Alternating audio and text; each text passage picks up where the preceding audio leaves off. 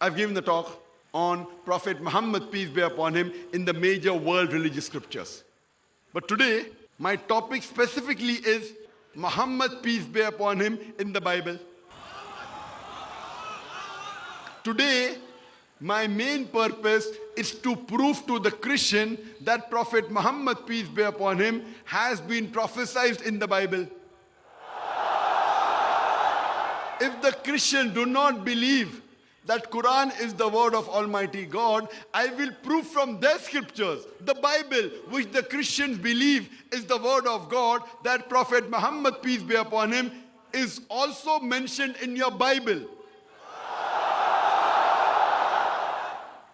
First, we'll discuss about the prophecies in the Old Testament. The Bible, if we analyze, is divided into two parts: the Old Testament and the New Testament. The Old Testament deals with the stories of all the prophets, from the first prophet, that is Adam, peace be upon him, up to the prophets before Jesus, peace be upon him. And New Testament deals with the stories and the life of Prophet Jesus, peace be upon him. According to the Catholic version of the Bible, the Douay version, there are 73 books in the Bible. If you read the Protestant version of the Bible, they have thrown out 7 books from the Old Testament, which they call as apocrypha. Apocrypha means doubtful. So the Bible of the Protestants contains 66 books. The Old Testament of the Protestants contains 39 books, and the Old Testament of the Catholics contains 46 books. The New Testament of both Catholics and Protestants contain 27 books. First, we'll discuss the prophecy of Prophet Muhammad, peace be upon him, in the Old Testament.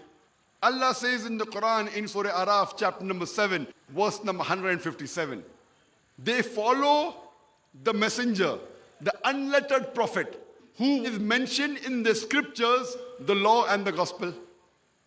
If you read the Old Testament, there is a very explicit prophecy in the Old Testament, in the book of Deuteronomy, chapter number 18, verse number 18, where Almighty God says, I shall raise them up a prophet from among thy brethren, like unto thee, and I shall put my words into his mouth, and he shall speak all that I command him. When we ask the Christians that who does this prophecy refer to, and most of the Christians say this prophecy refers to no one but Jesus Christ, peace be upon him. And when we ask them that how does this prophecy refer to Jesus Christ, peace be upon him, they tell us this prophecy says, I shall raise them up a prophet from among thy brethren, like unto thee, like unto Moses, peace be upon him. So this prophecy says the prophet to come would be like Moses, peace be upon him. And the only prophet who is like Moses, peace be upon him, is Jesus Christ, peace be upon him. And when we ask them, how is Jesus, peace be upon him, like Moses, peace be upon him? So they give us 2 reasons. Number 1, Moses, peace be upon him, was a Jew. Jesus Christ, peace be upon him, was a Jew. Moses, peace be upon him, was a prophet of God, was a spiritual leader. Jesus Christ, peace be upon him, was a prophet of God, was a spiritual leader. These 2 similarities are sufficient to prove that Jesus, peace be upon him, has been prophesied in Deuteronomy chapter number 18, verse number 18. I tell these Christians that if these 2 similarities are the only 2 points for fulfillment of the prophecy, that the person should be a Jew and he should be a prophet, then all the prophets mentioned in the Old Testament, after Moses, peace be upon him, all the prophets mentioned in the Bible, after Moses, peace be upon him, like Solomon, Ezekiel, Isaiah, Daniel, Joel, Hosea, John the Baptist, all of them were Jew and all of them were prophets of God.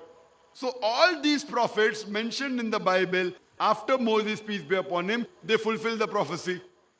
What is so unique about Jesus Christ, peace be upon him? So I am here to help the Christians. I am here to make the Christians understand the Bible better. And if I'm wrong, the Christians are welcome during question and answer time to correct me.